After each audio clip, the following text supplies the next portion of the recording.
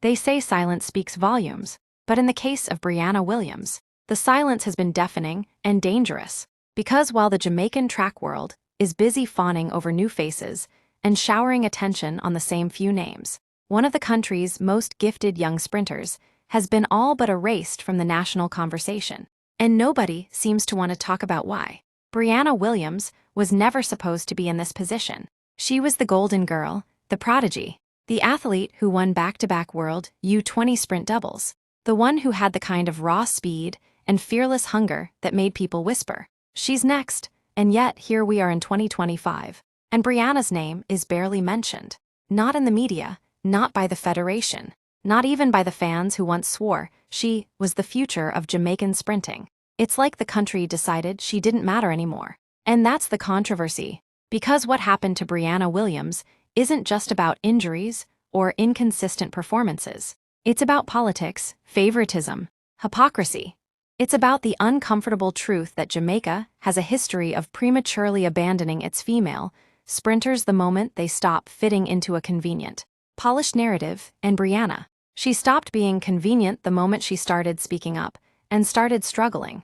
Let's talk facts. After dominating the youth level, she made the bold transition to the professional ranks while still a teenager. That alone was unprecedented. Most athletes are protected during that stage, nurtured, carefully managed, but Briana was thrust into the fire, expected to deliver, expected to be a star, and for a while she delivered. She qualified for the Tokyo Olympics. She was part of the gold medal relay pool. She ran through injuries, controversy, and immense pressure all before she was 20. But when her progress slowed, when her times plateaued, when the flashy podium finishes stopped coming, the support disappeared.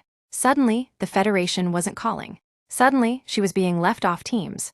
Suddenly, her name was missing from commercials, campaigns, and endorsements, as if her entire career was a fluke, as if her talent had expired.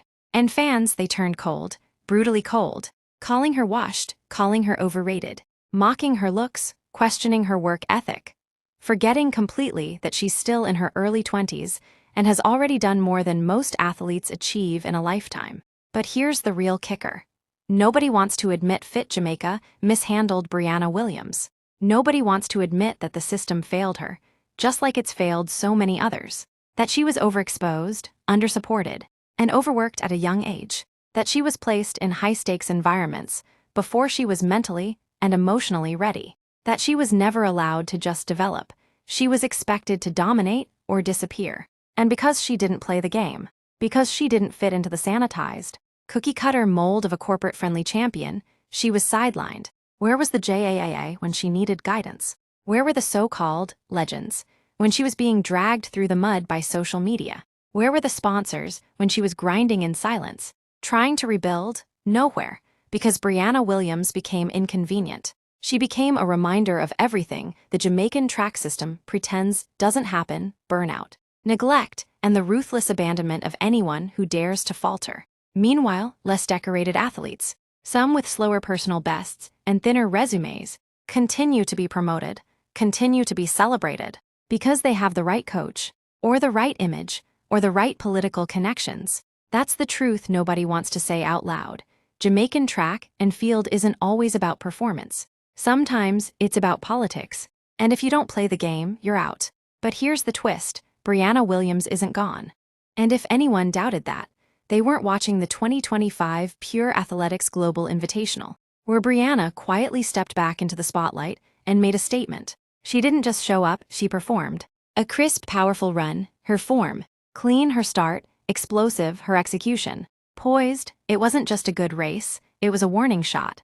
A message that said, I'm still here. I never left, and she did it without the hype, without the noise, without the federation pushing her, just pure heart, raw talent, and months of silent sacrifice finally paying off. And that is the most dangerous thing of all. Because if she keeps building off that performance, if she starts dropping sub-11s consistently again, if she makes another Olympic team, it will expose everyone. The coaches who gave up on her, the executives who pretended not to know her, the fans who turned their backs, the sponsors who stopped returning her calls. And don't get it twisted, Briana Williams has nothing to lose. That makes her lethal. She's no longer the 16-year-old smiling for cameras.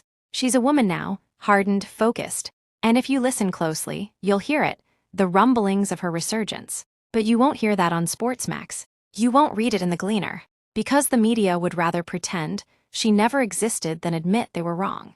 And maybe that's the biggest controversy of all. Not just that Briana was cast aside, but that Jamaica still doesn't know how to protect its young female athletes. That the culture still treats them as disposable, hype them up when they're winning, discard them when they're human.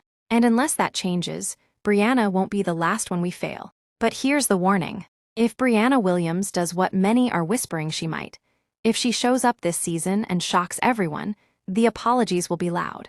The interviews will be crawling back. The same media that ghosted her will suddenly want exclusives. But it will be too late, because she'll remember, and so will we. Briana Williams was never the problem. The system was. And when she finally explodes, don't call it a comeback. Call it revenge.